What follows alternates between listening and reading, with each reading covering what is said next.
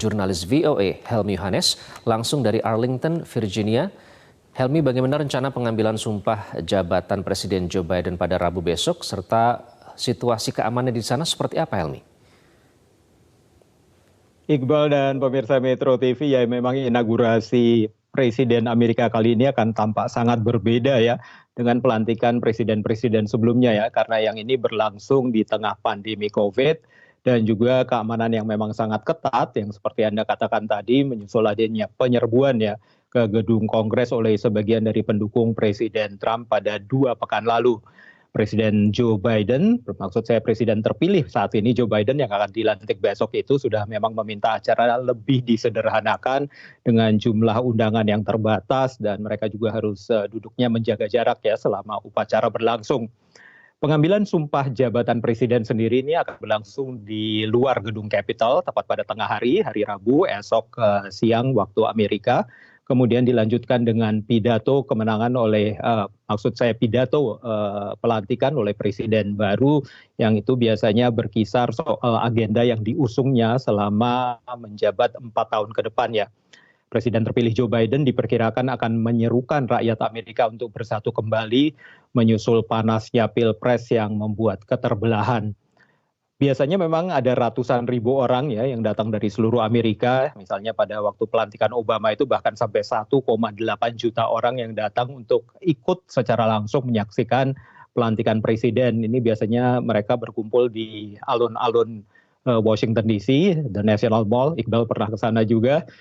Itu biasanya dipenuhi orang ya, tapi kali ini itu ditutup. Jadi dipasang barikade, dipasang pagar besi, dan itu membuat orang tidak bisa masuk ya. Tapi sebagai gantinya itu dipasang sekarang ada 200.000 bendera di situ.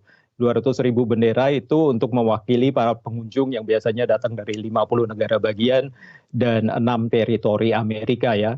Juga kawasan The National Mall seperti Anda sebutkan tadi memang dijaga sangat ketat. Ada 25.000 personel Garda Nasional dari seluruh Amerika yang ditempatkan untuk operasi keamanan selama pelantikan presiden ini.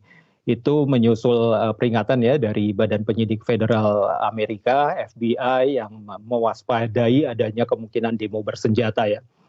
Dan memang tadi bukan hanya ibu kota Amerika ya yang diperketat, tapi ibu kota negara-negara bagian itu juga diperketat pengamanannya, terutama gedung DPR negara bagian dijaga ketat menjelang inaugurasi Presiden Joe Biden ya. Dan ketatnya pengamanan ini juga membuat sebagian acara kemudian dialihkan secara virtual. Misalnya kan biasanya ada pawai ya atau parade dari gedung Capitol setelah selesai pelantikan ke Gedung Putih. Nah itu ditiadakan dan diganti secara virtual dan nanti akan diadakan acara Parade Across America yang ditampilkan di televisi. Iqbal. Baik, Helmy, yang menarik besok Trump menyatakan tidak datang. Nah nanti transisinya kekuasaan akan seperti apa? Apakah ada semacam sertijab begitu nanti? Ya, Presiden Trump memang sudah mengatakan ia tidak akan menghadiri ya acara inaugurasi Presiden terpilih Joe Biden ya seperti tradisi sebelumnya ya. Selama ini di Amerika kan selalu Presiden petahana itu datang ke gedung Capitol untuk ikut menyaksikan pelantikan Presiden baru ya. Tapi memang masa jabatan Presiden Trump kan tinggal 1 hari lagi ya. Tepatnya kalau ini kita lihat sekitar 26 jam lagi ya. Dan di akhir pekan lalu ia menghabiskan waktu di akhir pekannya itu di Gedung Putih ya.